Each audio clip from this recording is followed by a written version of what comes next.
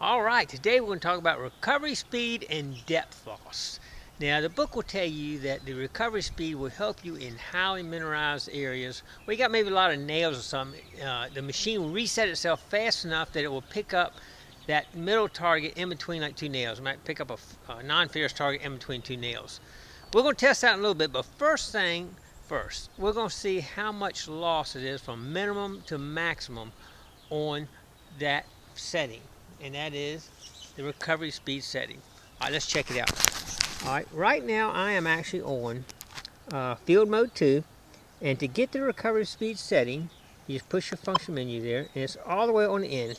You know, if you're not there, just scan through all the functions till you get to this one on the end. All right, right now I got mine set on 1. That is the slowest. It actually goes all the way up to 8, and go back down to 1. Okay, we're going to try 1 first. And that should be the deepest it will go right there. So let's see what we do.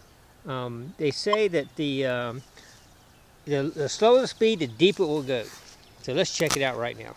All right, our first test is a 1 ounce silver. We're going to test it right now.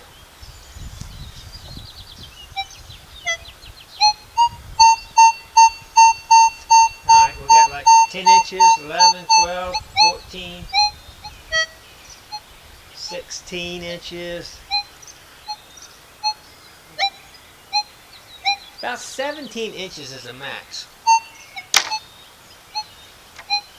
About 17 inches on the lowest scale for 1 ounce silver. Now let's raise up to 8, which will be the fastest recovery rate, and see how deep it'll go.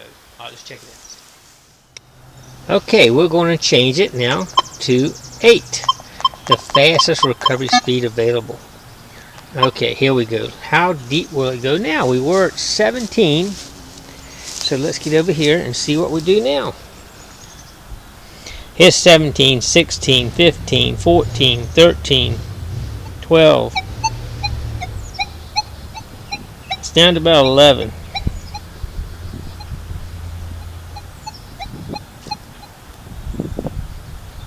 So I went from 17 inches to 12 inches from the slowest recovery speed to the fastest recovery.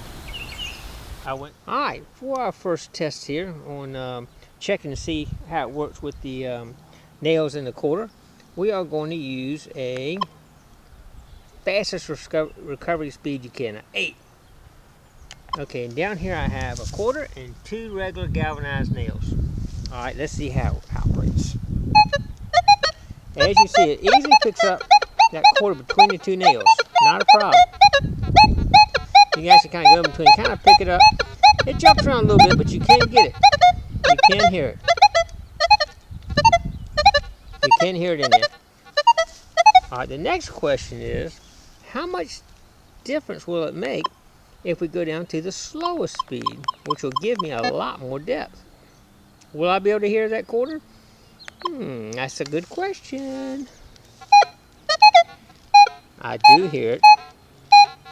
And I basically can do the same thing here. Look. It's not really effective. It is slower. If you notice, as I pass by, the signal does not come to the computer till late.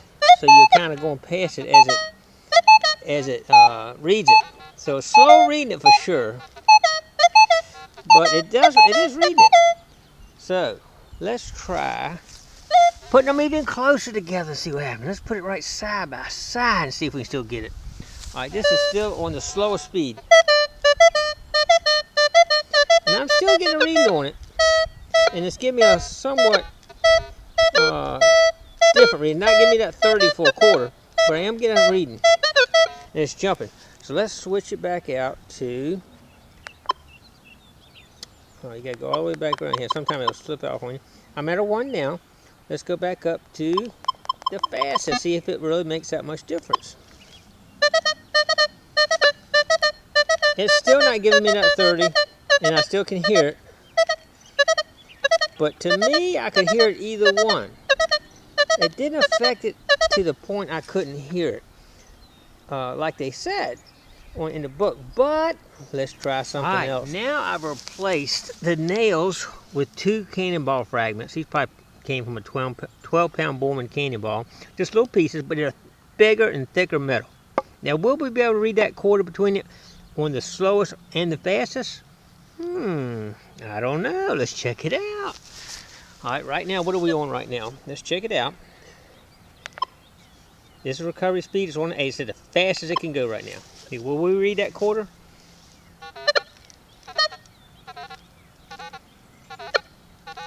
If I'm swinging this at a normal speed, I would never hear it. That's my normal speed. I would never hear that quarter with a big iron on it. I'd never hear it. Let's try it on the slower speed. All right. Will I hear it with that? Well, the problem with it right now, I've got it set on iron, and it's going to give me a little feedback because it always reads. I'm going to read iron anyway. It's getting the iron. It's picking that iron up as a signal right now. It's not getting that quarter. I'd probably dig it maybe, but I would be digging the iron, not the quarter. So that really did not work. So it's not going to get the quarter on either one of them if you got big iron in the mix like that. Here's another interesting experiment to show you what the detector is doing with the recovery speed and how it's operating. Here I got a quarter, a nickel, a dime, and a penny. Now I've got it right now set on the slowest response right now, on a 1 on recovery speed. Watch how it works on that. It's getting them, but it doesn't reset itself to get the next coin that fast. It's a slow reset. Now, you want to see something interesting? Let's cut the computer up here on this detector to the fastest recovery speed. Now you should hear every one of them. Check it out. You hear them all. That's pretty cool. That's one thing, kind of just to show you how when you change that recovery speed, what it's actually doing. Doesn't mean you're going to miss anything potentially, but just kind of so you understand what the machine's actually doing when you change it. All right. Well, after that little test for me, it seems like that the Equinox is really getting down and getting those ferrous metals out in the middle of iron on a slow and fast, but you got to teach your ears how to listen for a little better. It's all about knowing what to listen for and how the detector's actually reacting. So I'm gonna probably try a little slower speeds and try to train my ears to listen for that little tiny squeak in there that will be a ferrous metal. But because I want to go as deep as I can go, I'm trying to get the machine to go as deep as I can get. So when the summertime gets here, I can go to some old colonial sites and get some more silver and gold out.